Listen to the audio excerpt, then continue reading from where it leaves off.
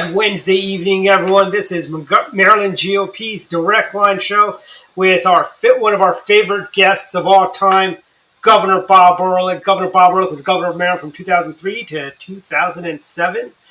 He gave us the Bob Ehrlich Expressway, which makes my life a lot easier, and I'm not sitting on traffic on the Beltway when I'm going from 270 over to 95. Thank you, Governor Ehrlich. Take it away, guys. Well, thank you very much. I'm Mark Unkefer, and I'm secretary of the state party, and I am with my co-host, Nicole Bennett, who is the first vice chair. And we're really kind of excited to kick off this show. Obviously, we just finished off a primary, and Bob, you've been drafted by the party yet again and been called in to help put together a Victory 2022 effort. What can you tell us about it? I'm going to the Middle East after this. So, I was, as both of you know, and it's great to see both of you, Nicole, Mark, great to see both. Kendall sends her love to both of you and all of our listeners, viewers as well. So in primaries, I traditionally stay out of primaries. That's been my general rule since I was in the House of Delegates, literally. Only exception being when there's sort of family involved, people that worked very closely with me, or there was some very personal angle to the race, which was the case in a couple races this cycle. But for the most part, 99%, I stayed out of the races, as did Kendall. We helped some candidates raise money, but if we did that, we helped the other candidate raise money as well. So that was that. After the primary election, Andy Harris and Dirk asked me to lead this unity effort. And so I'm a draftee. I'm a willing draftee. I'm kind of a happy warrior draftee, but I'm a draftee nevertheless. They must have thought I'm not busy enough, but I am plenty busy. But to tell you the truth, both of you, and just be flat out honest and forthcoming about it, I was doing events for candidates anyway. Yep. All this really does is add to my schedule, add a few more events to the schedule, especially with regard to fundraising. For me, this is a little bit different. I'm not the candidate. My views are irrelevant.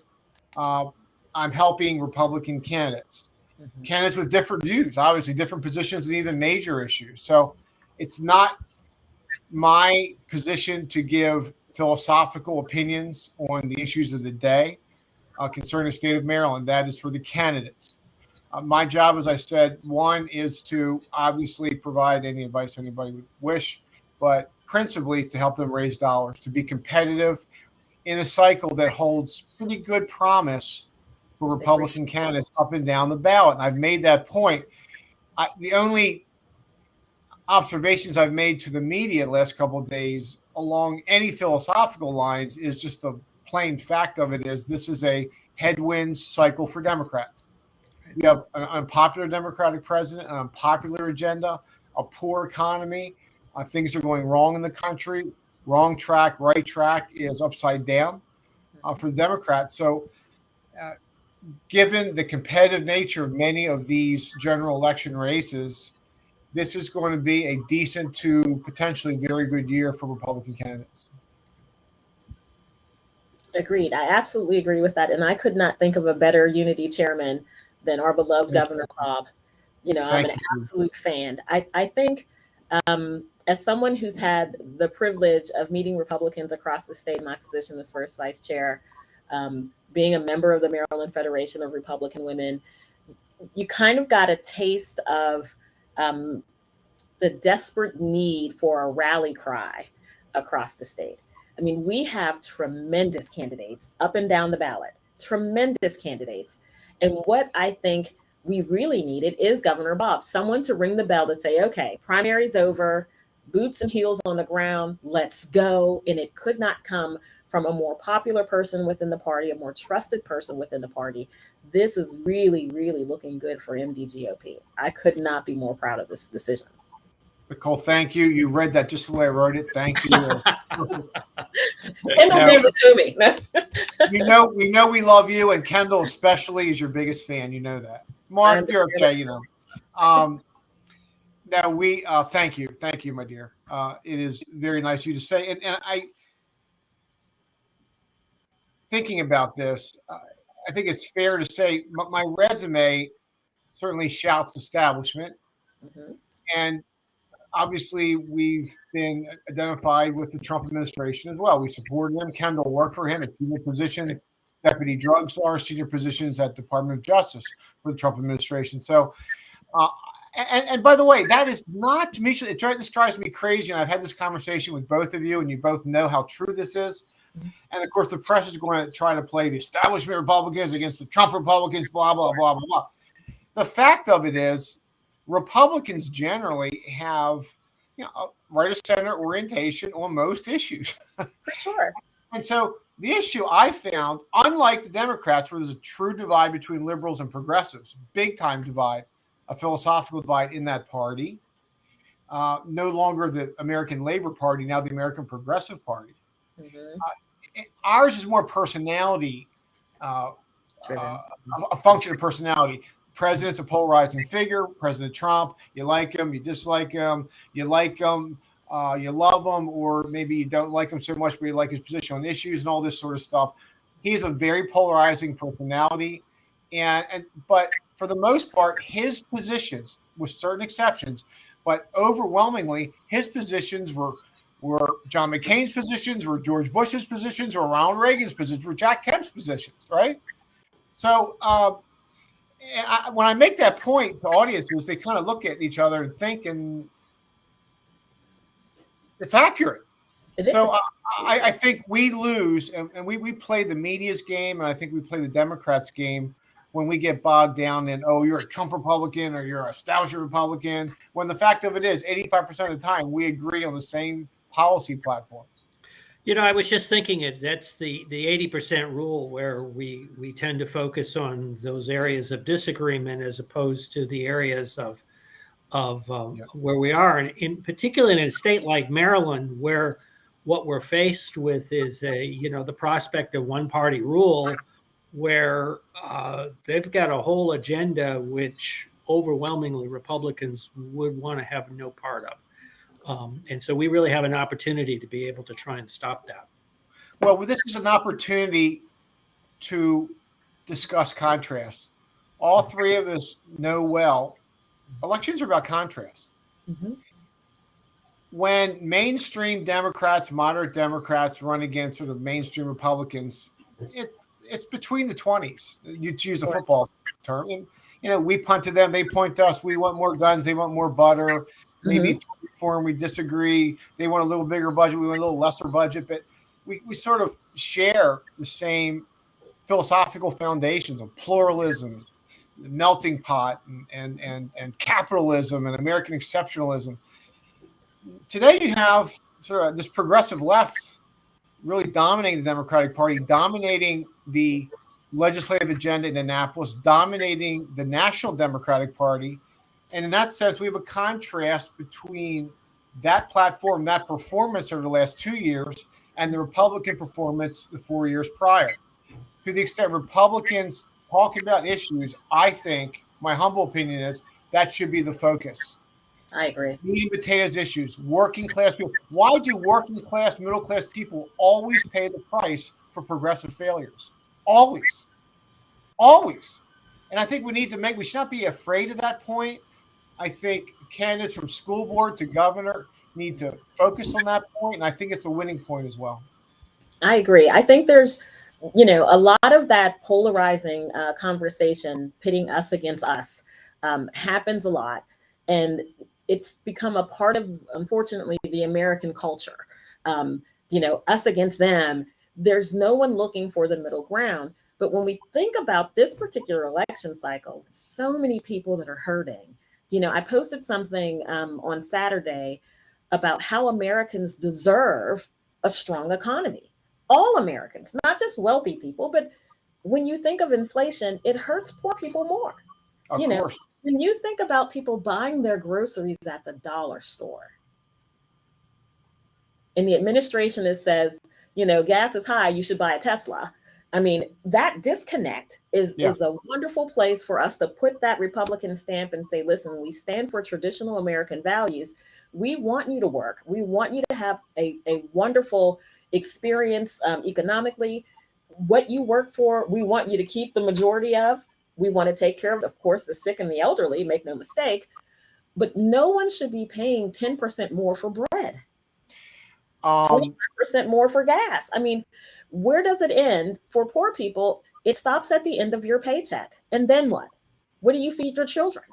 You know, it's really grave questions like that that I think really shine a light on the difference between the parties and where we are now. Well, I love your point. I wholeheartedly agree. And just let me make a sort of a micro and a macro observation. The micro observation is we were in Ocean City for 12 hours last weekend to see friends. We had both my boys before they leave for football camp with us. They went out to get lunch at a taco stand. $50 later, they came back. And I know they're football players. They eat. And then I went to get popcorn, and I didn't get the large tub. I got the medium tub, and it was $15.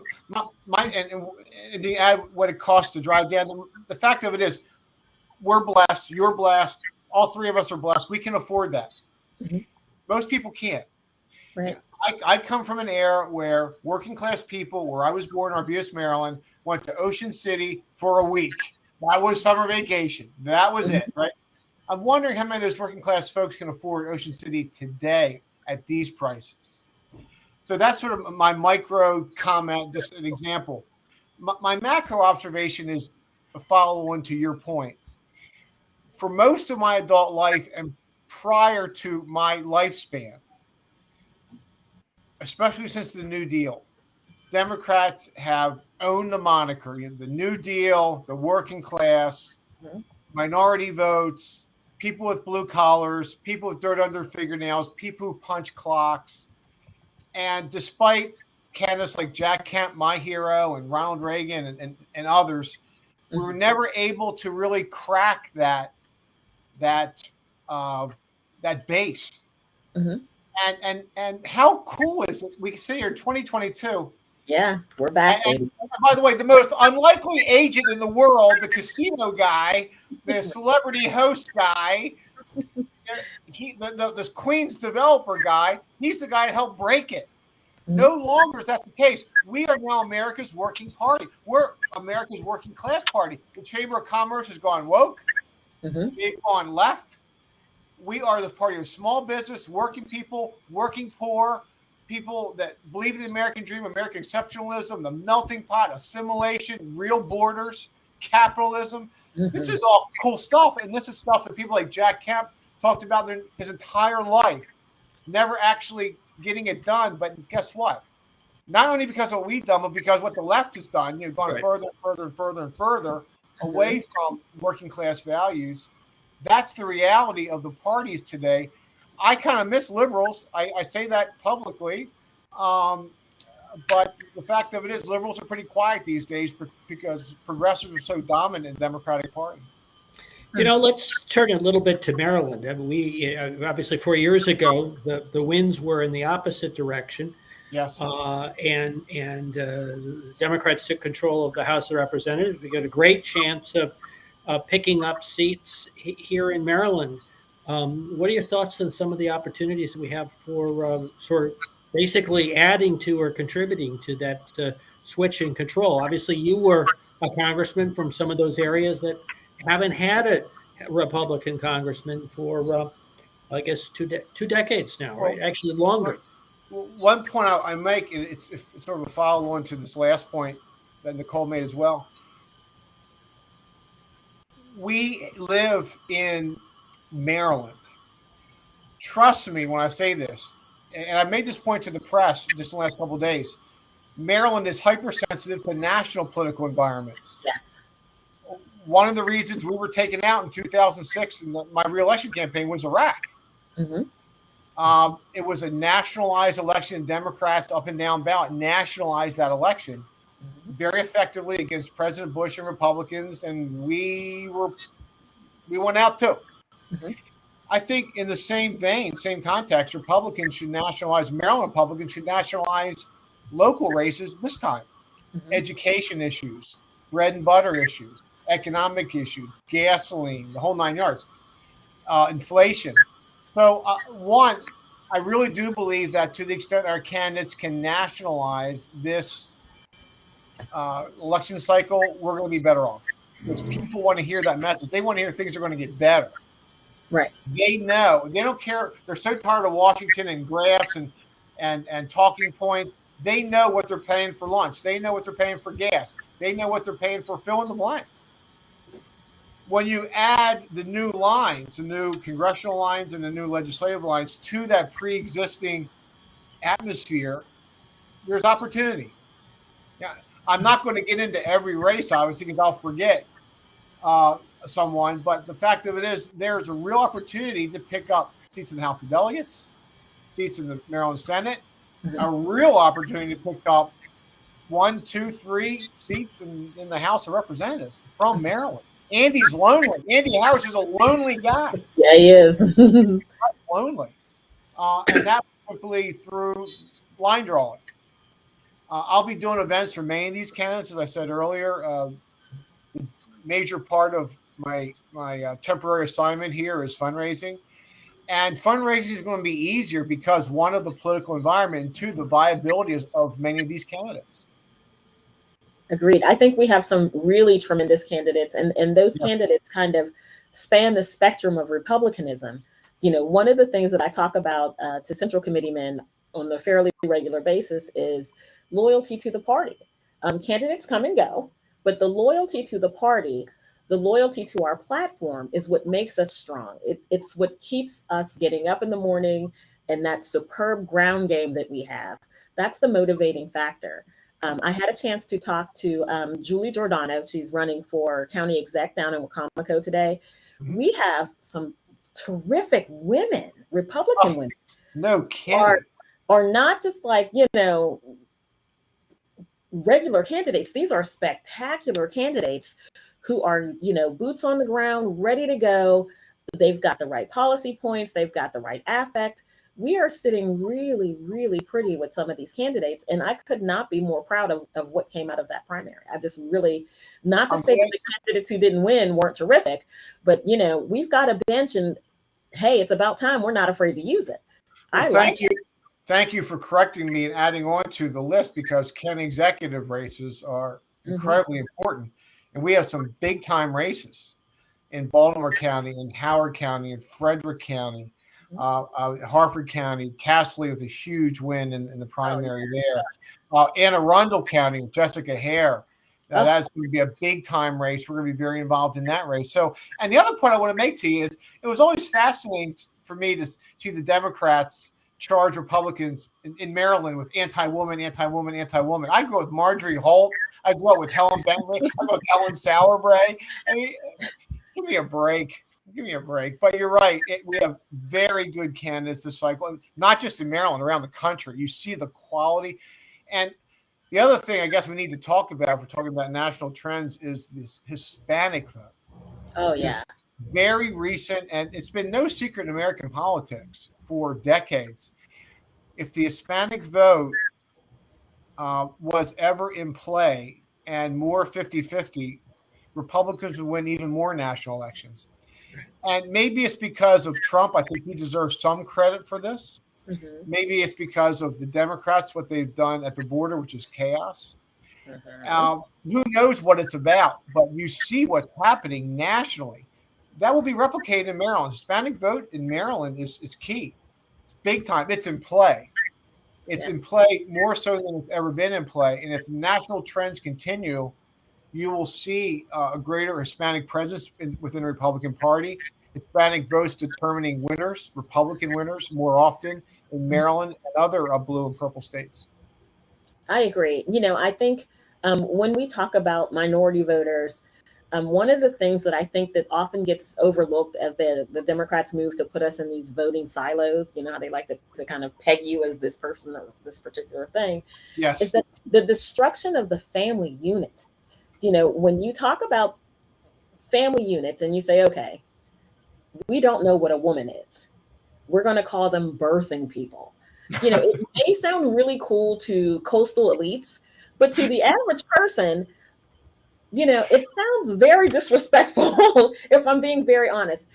The changing of our language to fit a narrative is something that doesn't play well with people who work for a living. It just does not play well. When I am working 50, 60 hours to provide for my family, I turn on the nightly news. Inflation's out of control, but we're not calling it inflation. It's transitory. Transitory. For years. Transitory. This attack on American energy. Has been startling. I mean, from day one of this administration, it's been an all-out attack on the things that we hold dear and the things that we need to keep our country safe, right?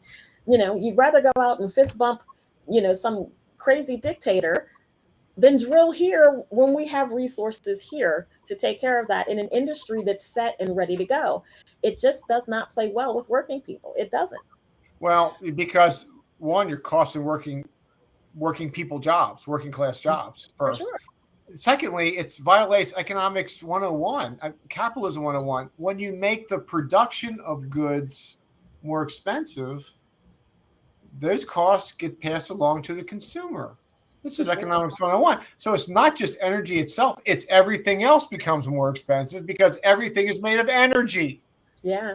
We really have an opportunity to point out, too, that these are, the policies, the anti-energy development policies aren't just at the national level. They're things that the Democrats in the General Assembly have been pushing. Absolutely. Which is to have the consequences. Should be talking about this. Absolutely. But I want to get back to an earlier point about education. People need to, now that Youngkin's been in for a while in Virginia, we need to truly understand that Youngkin was pretty much on the path to losing that race. Virginia's a Democrat-leaning state. It's at least a light blue state. Terry McAuliffe, former governor. And then in that one debate, that one night, that one speech, Terry McAuliffe made the mistake of saying what progressives really think. Mm-hmm. And what he said was parents butt out of curricula issues. And the reason Youngkin won, he's a really good candidate. I'm not degrading him at all. But the reason he won the race was not Republicans were voting for Youngkin anyway. Mm-hmm. It was enough blue parents, Democrat parents in the inner suburbs of Washington, D.C. in Virginia who said, you know what? Maybe we don't like Trump. We're not Republicans. We're kind of left-leaning, but Democrats have gone too far. I mean, we're parents. We're public school parents. Our kids are in public school. We have a right. We have a right to be heard. We have a right not to be investigated by the federal government for showing up and complaining at school board meetings. This issue has caught fire around the country. Mm-hmm. Again, perfect issue for Maryland Republicans. I agree. I think we have tremendous school board candidates. In talking to some of them, one of the things that I think that I heard from them over and over again was that parents felt like they were boxed out of their children's education and the decision-making process for their children's future. So, you put your kid on the school bus, they go to school, and then suddenly you're not their parent until you pick them up at 4:00 or they walk through the door. That notion is just absolute lunacy. Not only did McAuliffe make that mistake, but then he doubled down on it. Like, yes, that's what I said and that's what I meant. Yeah. And as a parent, you think, well, wait a minute, this is not what I'm sending my kid to school for. And then I think the lockdowns did not help them with this argument because parents really had a really personalized look at what happens in the classrooms and people were startled. I think in certain situations, certain points of curriculum went well too far, but for the most part, parents were concerned that there really wasn't a lot of learning that was happening.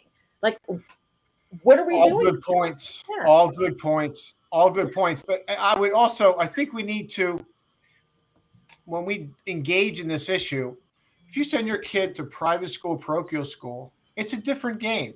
I think you have less standing there. Mm-hmm. I mean, you are the private school, parochial school, you know what they're about, the whole 9 yards. You're paying tuition there. It's a little bit different game than public schools. Sure. These are public schools. These are these are school boards that represent public school parents, allegedly. Mm-hmm. These are public school students. Curriculum needs to be known and debated by public school parents. This is not radical. It's not right wing. It's common sense. So again, I think, and by the way, I'm not justifying what's happening in so many of our private parochial schools. That's sort of a different matter, right? Mm-hmm. It's a different animal. But when you're talking about public schools, I think, again, I think Youngkin ran a brilliant campaign. He was handed that issue. He took maximum advantage. He's been really a strong governor, terrific start in Virginia. And I hope he's making a positive, I suspect he is making a positive impression on those blue-leaning parents who are still up for grabs in Virginia. So let's return back to Maryland a little bit and kind of talk about the campaign and what are the resources that are available to Republican candidates. I know you're generally familiar. I know, Nicole, you're intimately familiar with some of the things that are all involved. But there really are a lot of advantages in the sort of, I like to call it the post-television commercial age of working together with campaigns at all levels, sharing information when they're out talking to families, when they're talking to voters about the issues that they really care about, to tag that information and share it and make it available so all the candidates are available. So, you've just talked to a parent that really cares about education and these are their concerns and, that gets highlighted, or you're talking to somebody who has a long commute and is just paying too much for gasoline. There's a lot to be said for being able to capture that information and share it so that all campaigns know about that. Well, points well taken, and there is an upside to social media. There's plenty of upside. But the upside is you can communicate with your folks faster and more efficiently. We know that. However, I know I sound like a dinosaur here, and I think social media can be a tool here as well, but I don't care what race you're in, from school board to governor, nothing ever will beat door-to-door, hand-to-hand, personal contact. Now, you can't do that. The bigger the race, the more difficult that is. But even in my congressional, even my gubernatorial races, let alone my congressional races, door-to-door was still an integral part of those campaigns. Mm-hmm. And I never believed in the lit drops and, you put 100 pieces of campaign literature there and 100 there. I'd rather talk to 5 people an entire night and close 5 voters. Because if you're really closing 5 people, you might get 2 additional fundraisers, people to write you checks. They're putting bumper stickers on their car. They're putting lawn signs in their yard, and they're talking to their friends. You have a multiplier effect. Right. I don't care how large the campaign is, the door-to-door, the interpersonal communication, the looking somebody in the eye and saying, this is what I think about education. These are my views. This is my platform. This is what I believe. You can't beat it. I'm still kind of startled when I go out door-to-door canvassing with candidates and we happen upon a door and they say, no one's ever knocked on my door before. And I'm like, what? Well, I'm coming back next cycle. So, hi, my name is Nicole Bennett. I'll be back in a couple of years. And Nicole, they're going to vote for you. They're going to vote for you for the simple fact you knocked on their door. Do you know? I was going to say, isn't it interesting, though? People are sometimes a little afraid that they're going to get this hostile reaction or people are going to, that's just so rare and unusual. What you just touched on, people are really kind of grateful to engage. They may not even agree with you on X number of issues, but they're willing to engage and are very receptive about it. It's really a positive experience for people who do it. It's a wonderful experience. You're going to get some dogs sick on you. You're going to get some people slamming the door in your face. They're going to be the exceptions. They just are. Mm-hmm. I could not agree with you more.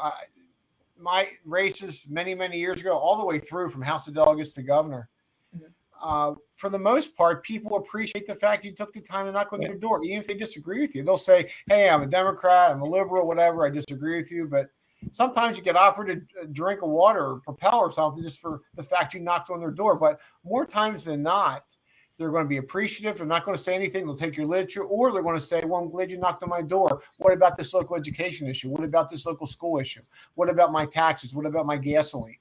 And to the extent you get that kind of interest, boom, that is your obligation as a candidate to let that person know exactly what you think. You have 10 seconds to make an impression. Sometimes you get invited in, go in, spend an hour, as I said, because when you leave after an hour, you probably have that person's commitment and God knows what else you're going to get.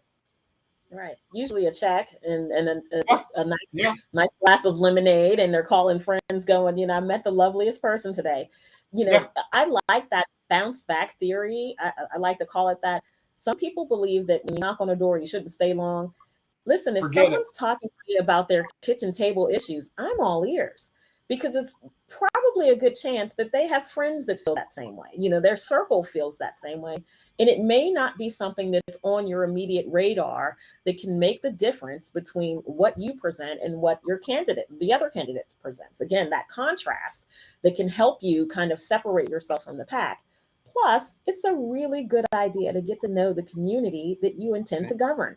That's that too. Yeah, that counts. This idea. Listen, I'm a big believer in text. I am a prolific text messenger. I have sent more than maybe 500,000 text messages in the last 2 cycles. It works really well if I'm helping outside of my state, outside of my region. Phone banking, especially on rainy days, and you're calling older people who still have landlines, and they answer and they talk to you 15, 20 minutes.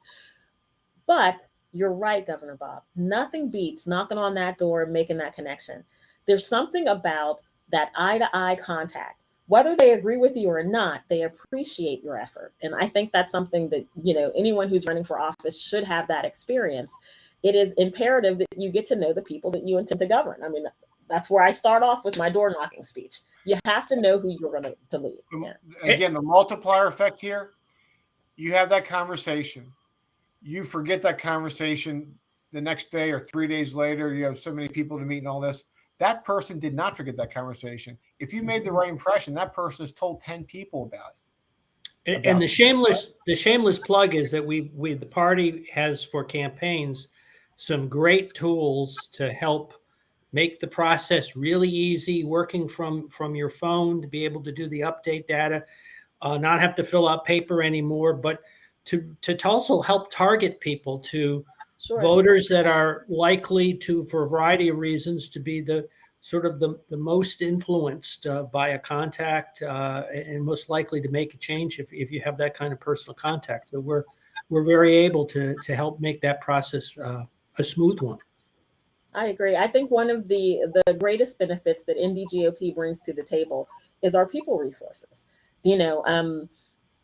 I think from the very first day that I stepped on the Eastern Shore as a political person to last night when I was out the Outback restaurant, having a political discussion, I think in that time span, I have probably given my cell phone number to no less than 10,000 people. So people are very easy to reach, right? You shoot me a text message. I may say, who is this? And, what are you looking for?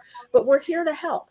And some people need a little bit more help than others, people who are running for the first time, whether it's just a conversation when you get that first door slammed in your face, it is kind of disheartening. So kind of bouncing back from that. Or someone wrote you the biggest check you've ever seen, and you're kind of on cloud 9, and I need you to come back down to earth and keep knocking.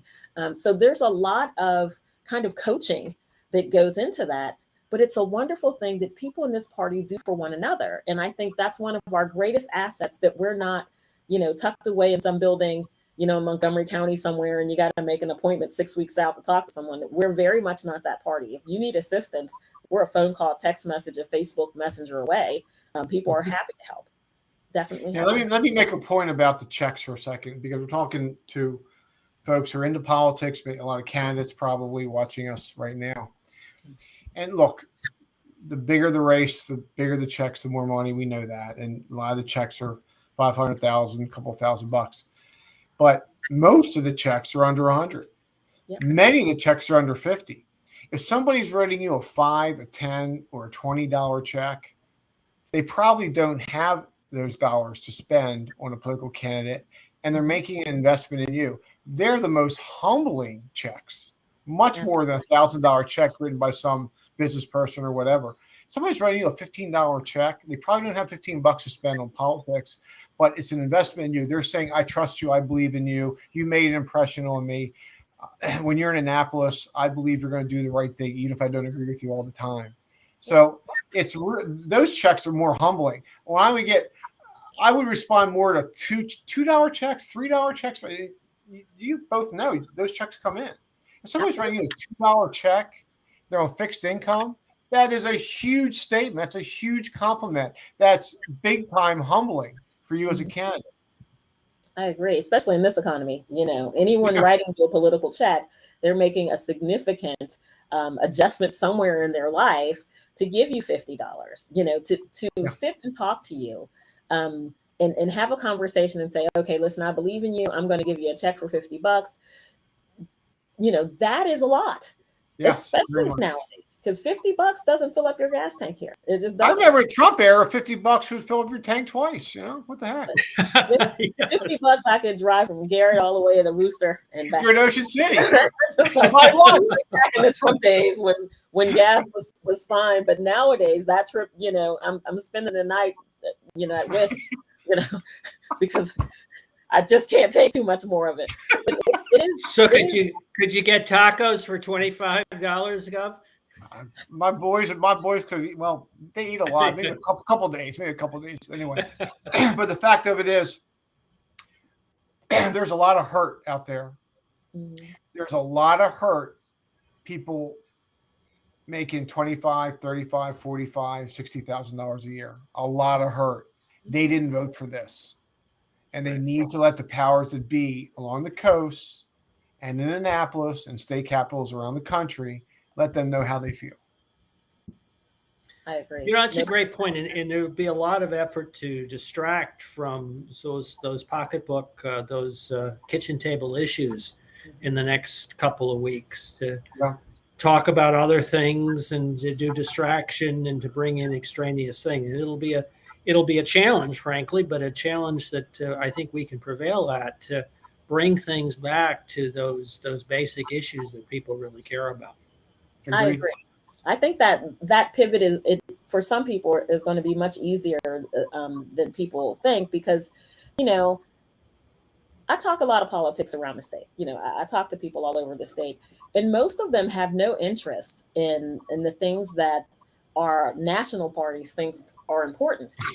What they want to know is, maybe a couple of weeks ago, why the legislature wouldn't get together to take care of this gas tax issue. I mean, what was the problem? And, saying to them, who did you elect? Elections have consequences, right? And when you start to feel like you as a citizen have less voice and less power than the person that you elected, you may need to recalibrate your thought process and who you're electing to represent you. Those gas prices, that gas tax ratcheted up, and it affected every single Marylander, whether you were wealthy, whether you were, a person who was living on a fixed income or a lower wage earner, or like me, someone who drives everywhere.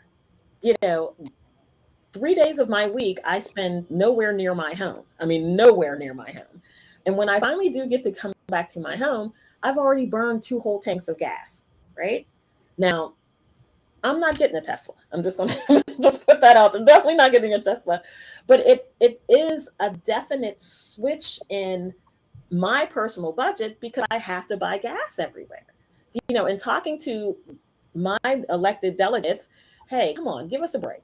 What's it going to cost the state? We have a surplus. Give us a break from this gas tax. It's the right thing to do. Maybe not. Well, but maybe they're not hearing my. Let me make this point. And it goes to what we were talking about earlier, between sort of the traditional debate between Republicans, Democrats, and all that. When we were punting back and forth between the 20s, everybody agreed economic growth was a good thing. That was the goal, left and right. With this new progressive movement, economic growth isn't necessarily the goal, and they're very clear about it. This great phrase, transformation, What that means is working class people, you're paying a big price for our transformation, even if it doesn't work. And we're going ahead with it, even if the science isn't there. And we don't want to hear your complaints because we mean well.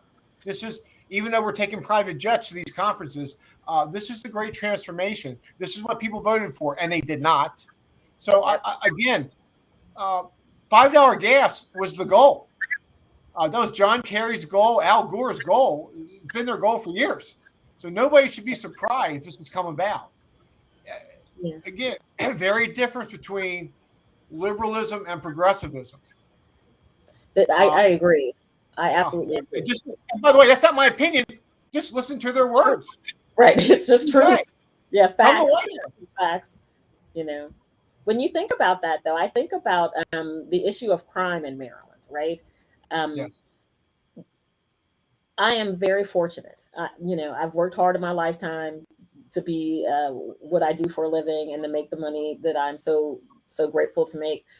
But I think about people who have to, work 2 jobs, maybe come home at night, and this uptick in crime across the state. As a single woman, it's definitely got my attention. It absolutely has my attention. I'm wondering where or when our legislature is going to kind of change their mind about how we view policing in this state. Lots of people are on Facebook complaining, our sheriff goes out and they arrest the criminal, they bring them into the court and they're released on their own recognizance, or they've got this $100 bail, or, no bail. No bail whatsoever. And they're like, it's the fault of the judges. And I'm saying, no, the judges are following the law, right? It's the fault of the people who are making the law. But it doesn't seem like they're hearing us. I mean, I keep saying that it seems like they're not hearing us at all. When people raise an issue, they're not paying attention. They're just not. Well, again, this is another example. I mean, liberal Democrats never stood for this. Mm-hmm. This is another example of the split between progressives and liberals. And the fact that progressives, and particularly progressive prosecutors, have now won big races. Almost won in Baltimore County this time. So to the extent you elect progressive prosecutors, you get progressive policies. Those progressive policies have been demonstrated as making our streets more unsafe. How do we change it? You unelect those progressive prosecutors. Mm-hmm. And people need to understand that. I 100% agree. Maryland is a beautiful state. From the mountains to the bay, it is an absolutely beautiful state. And I am so proud of all of the candidates who took the energy to put their name on the ballot, who ran their race, whether they were successful or not. It just kind of filled my heart as a Republican to see so many people from every walk of life and from every part of that Republican spectrum to step up and say, listen, I can do it better in my community. And even if I don't win my race, I'm at least chipping away, at the powers that be. It was a really, really tough primary season, but I think coming out of it, we're winning. I mean, we've got a bench, people who understand what the issues are. I think we're going to do really well this election cycle. I'm looking forward. I think that's a great point. Well put. And we appreciate, Gov, your helping bring us all together and kind of focus on really the stuff that we share in common, and keep our focus on sort of what our principles are, what our values are, that we can advance by prevailing in November. We're coming up towards the end of our time. I wondered if you had some sort of final comments, and then I just also wanted to preview some of the upcoming shows that we have in August, because we have a very busy August for the next couple of direct lines. Well, love you both. Happy to do it. And I just an admonition or reminder to folks who not necessarily are political junkies like us, but tune in every election time and all that. The media wants conflict. The media never reports Republican, Democrat meet, get done. That is not sexy. That is not newsworthy. And to the extent they can create conflict among Republicans, so much the better. Absolutely. You want to ask, as a Republican, just criticize Republicans. So we have different candidates in different parts of the state with different platforms. Many obviously lean right. That's the party. Their candidates lean pretty hard left. Again, contrast. But again, do not be a single issue voter.